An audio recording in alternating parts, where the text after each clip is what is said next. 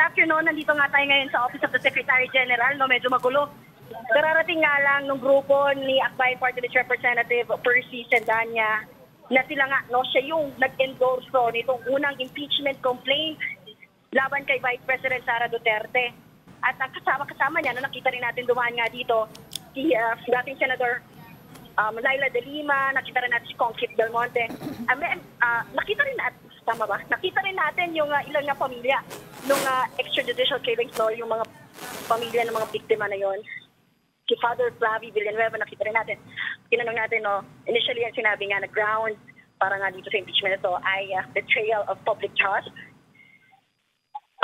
violation of the Constitution, and other high crimes. So yun pa lang yung meron tayo ngayon so far. Kasi sobrang gulo, sobrang dami ng media na nandito ngayon. Napakakitid nung daan. At hindi pa sila nagbigay ng further information. Pero mamaya, hopefully, mag-press con sila. Ilalabas natin. Maan, bakit daw nagkakagulo? Dahil sa dami lang ng tao? Yes, sobrang dami ng tao. Tapos napakakitid nga na opisina papunta rito sa Office ni Secretary General. Well, we all know under the Constitution, dito nga dapat i-file sa Office ni Secretary General yung impeachment complaint. At ayun, inabangan nga natin. Well, kanina rin, nagkaroon tayo ng press con. At sabi ng ibang mga leaders, House leaders, na syempre hindi naman mapipigilan nga yung mga ganito despite yung text message ni BBM, si Pangulong Bongbong Marcos, na isang tabi nga itong ganitong mga impeachment complaint at tumutok na lang doon sa trabaho, no? Pero sabi nga nila, syempre entertain pa rin yan as part. No, yung process, ituloy pa rin. Ngayon, merong 10 days, within 10 session days para i-refer ito. No, dadalhin itong complaint ni Sec Gen sa opisina ni Speaker Morales, and then sa Speaker ay merong 10 days para i-include ito sa order of business at i-refer dun sa Committee on Justice.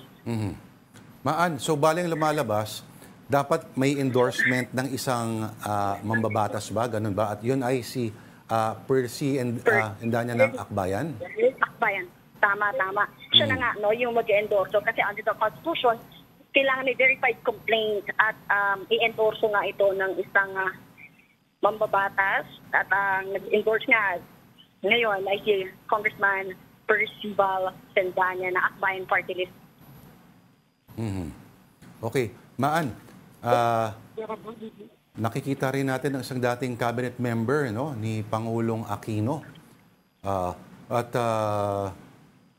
Wait, natatakpan. Pero anyway, Maan, so pwede mong okay, ano yung next step? Pag tinanggap, okay. Pag tinanggap ng Office of the Secretary General, pagkatanggap ng Office of the General, syempre dadalhin. I-verify muna nila yung complaint, kung itong mismong complainant may personal knowledge or based on authentic records nga itong basihan ng kanilang impeachment o yung grounds nila na pagpapa-impeach dito. So yun muna yung importante na i-verify nila, pirma dapat yan.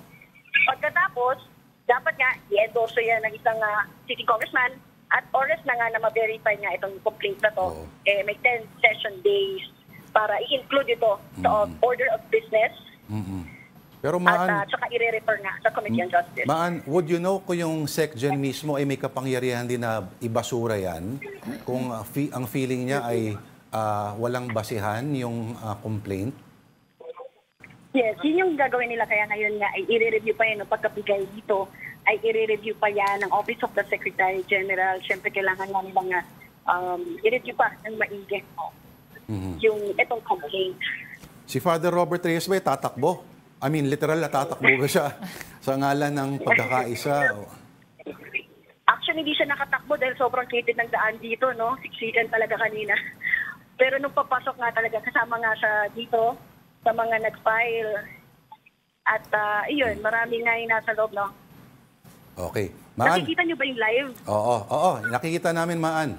Maganda yung kuha mo.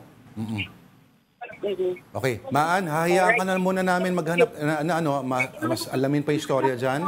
Maraming salamat. Maan Enriquez, nagulat mula dyan sa House of Representatives sa Batasan sa Quezon City.